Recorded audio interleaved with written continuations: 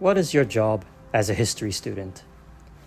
If you're anything like me when I was your age, you might start thinking that history is all about memorizing lots of useless facts and dates, and then vomiting them onto the page during your quizzes and exams. Why?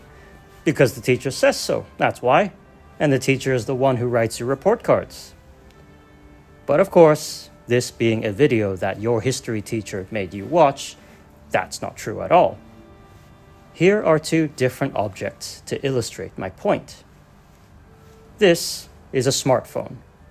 The first smartphone that you might recognize came out less than 20 years ago, and they're only getting smarter.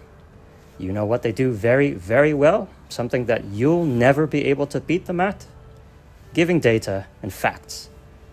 A smartphone will be able to vomit up more facts than you ever will in 10 lifetimes.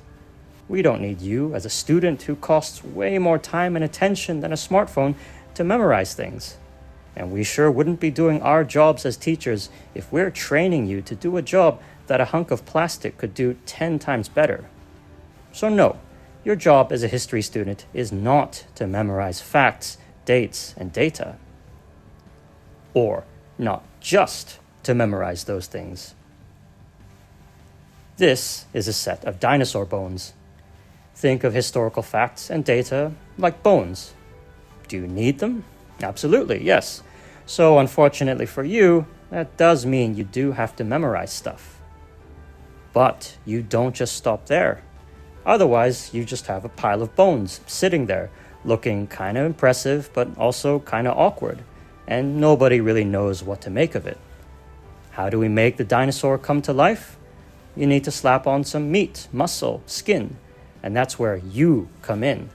We give you the data, and we get you to think about it, give it meaning.